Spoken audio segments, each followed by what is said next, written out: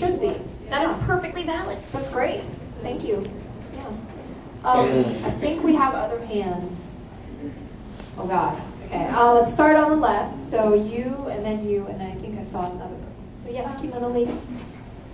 I have a question actually for you. I'm also a medical student, and how do you separate your professional life from your this is my first time cosplaying, but I've always been an anime fan and stuff, and I don't really know exactly how to juggle between a professional life and being taken as a joke because I do this kind of thing. Well, I work in computer science, and basically as an undergraduate, when I started cosplaying, my advisor, he said like, oh, you have this new hobby, and he was very nosy about my personal life. And I was like, yeah, we do this hobby, it's just like making costumes for fun, it's kind of nerdy. He's like, okay. He's like, well, how often do you do it? And I said, well, we were spending maybe an hour a night working on them. And he was like, an hour a night? You spend an hour a night doing something other than working for me? And he was like, you can't do this. And he said, you will not graduate. You will not go to grad school if you spend this much time on something other than programming. And I was just terrified, so I just told him I didn't do it as much as I actually did.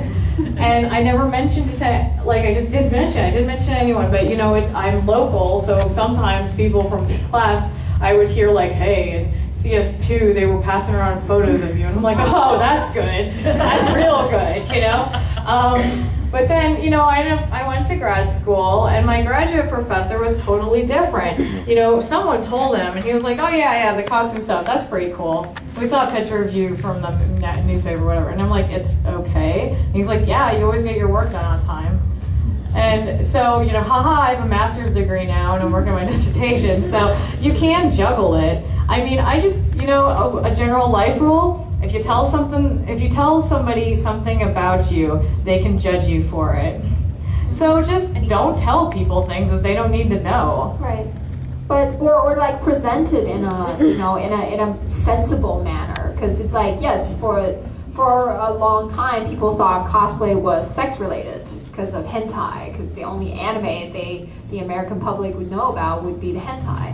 And then they thought about cosplay was some sort of a weird sex fetish type thing. But if you approach it as an art form and you tell people about it, like, this is actually very creative, and this is something that if you are a young cosplayer, you're trying to convince your parent that this is something you should be able to spend some money and time on, definitely approach it as, look at what these people have done. Look, I'm not out there doing drugs. I'm not out there, getting into trouble. I'm here. I'm being actually crafty with something. This is a really, like you said, it's a dying art, and so we should encourage people to do it. So it's like whether or not the character is a psycho or whatever, that's not important. The important thing is that you are doing something with your time that is creative and valuable. And so, that's how I was able to convince my parents. And I have a dad who lives, in China, and it's very what? What do you do with your life? How are you making your money? And so, I don't know. It really depends on the people you're interacting with. I am a very open person. I cannot lie to save my life. I like to share, and I work in the art field. So, it is a county government or education facility, so sometimes the eyebrows go up a little bit, but once you explain what it is, and most of these people are, have some at least passing experience with theater and the arts and what satisfaction that brings. So I've found that I can be open about that. My boss has been calling me this week and going, hey, how's it going? So that's kind of neat. But in other professions, I understand that people have this idea of what's proper and presentable and professional. So I think until you get to know the people that are around you, it's easier to just not tell them anything. But then when you get to know people a little better and you understand who is a little laxer about propriety, you can tell them that, hey, I have a life outside this, and look what I do. And that some of them might be, okay, that's strange, and some of them might be, hey, that's cool. Can I join? Did Purple? I think, yeah, purple stripe shirt, please. This kind of goes along with what I wanted to mention. As you all can see, I am not a tiny young woman. What should I do when I put on a costume and someone says, you're not the right body type for that? Oh, You're honey, too big. we all get it. You are either too big, or you're too skinny, or you're Too tall, fat, too short, too or whatever. You're too Asian. You should cosplay that character because you're not, you're Asian, and you should. That's it. Too Asian, not Asian enough. If we want to get on ethnicity, that's a big topic. So but as you, go don't ahead. worry, it's not just you. We all been there. It doesn't matter. We can work out 7 days a week and diet and not eat any carbs, and somebody will find something wrong. Then you're too about our- skinny. At some point you'll be too skinny. I think she might be bulimic or anorexic because she is all of a sudden so skinny. When someone comes up to you, like if you're in a costume, like I don't cosplay that much because I'm not quite comfortable with it. Are they in a costume? If they're in a costume, it's like, are you an idiot for insulting my costume? But like my friends, like people will come up to the one that does Chibi Talia. She does the chibi one because she's not as big as I am, but she's still not a little girl, and she thinks that she can only do chibis. Honestly, my opinion is that if you love the character, none of us actually look like our characters because they are drawn on the page. No 4'11" woman has legs like Sailor Moon. It's not physically possible. I did know someone with very long legs, but even she still wasn't quite the same proportions. If you love the character, do it. Other people's comments, be damned. And if they have the gall to say to your face that you're not the right body type, then haters gonna hate. Just look at them, Yeah, do laugh, that and little walk walk away. and be like, haters gonna hate, and just walk away. Yeah, just walk away. I know that doesn't hurt I know that doesn't save your feelings because it's still gonna echo in your head. You're not right. Don't let it ruin. Don't let it ruin your your day. That's the most important. You know, part. we used to run a panel called Body Image, and there's actually a lot of ways you can trick your proportions for who you are and what you're trying to do. So if you want to come up after and get a card or something, we can talk about that another time. That hand in the back.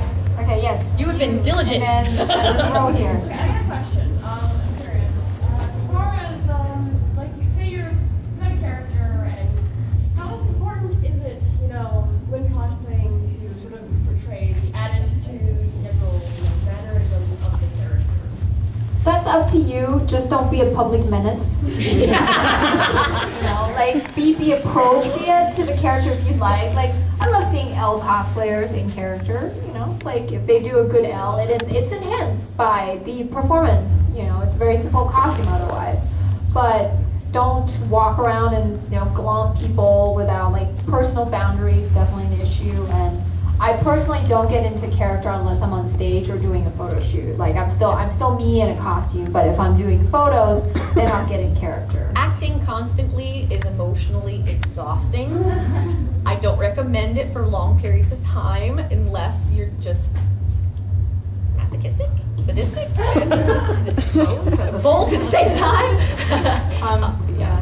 I mean, that gets back into why do people cosplay? And I remember at one point Allison and I tried to isolate as 3 things. One would be the craftsmanship. They want to make the costumes. They enjoy making it. One is what you're saying, they want to be the character. They like acting as the character. The woman who changed her name to Barbie. And then the third one, which is sort of they want to meet people. If you're wearing a Naruto costume and a Naruto fan comes up to you, then you can become friends. You can talk about the series, and that's a valid reason too to cosplay. So obviously, people are a mixture of the 3, but usually one is stronger. Right. Definitely. Yeah.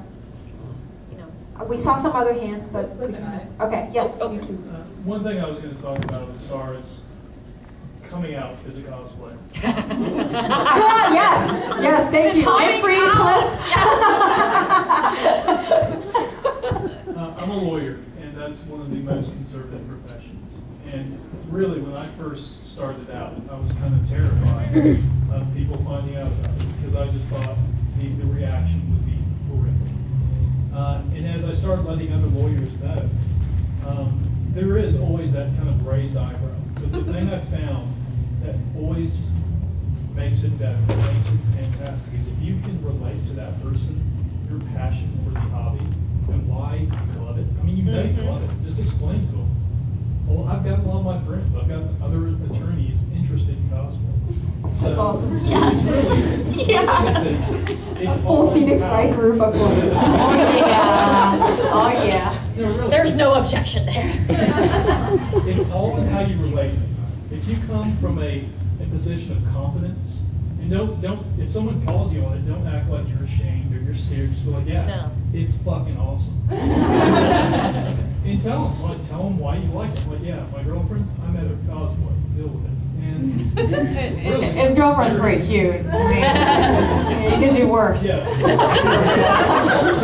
If you're a guy, tell them there's a lot of girls there. Just like, Yeah. okay. Show them pictures from drag. I'm afraid of when I finally get my doctorate. I don't want my patients or my colleagues saying, my doctor spends their spare time dressing up in costumes. How good of a doctor could they possibly be? How can they, first of all, how are they going to find out? They'd have to meet you at a convention. There are pictures, there's so much in the interview they say it's going to recognize you eventually. But if they see You that, don't have enough confidence. Just be like, oh, it's a great hobby. It's so much fun. Like my bosses think it's fantastic. A little weird, but fantastic. if they've met you And if and you're their patient, you're the doctor. they know your level of confidence already. If they see your picture on the internet, they're going to be like, is that Dr. So-and-so? Cool. Okay, there were hands. We got. Oh, sorry, Mary. Mary did. I was going to go back to the whole kind of body images in cosplay. I did a panel on it last year.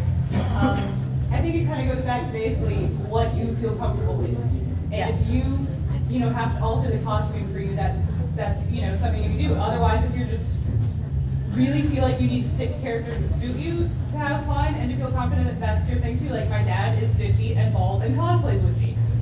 He's kind of limited on his characters sometimes, but it means that when we find someone that he can really pull off, he can really pull it off. Like we do Battlestar Galactica costumes together, and he makes an amazing Colonel Ty. Yes, he does. It means, maybe he can't cosplay, like anime boys with me, but I have,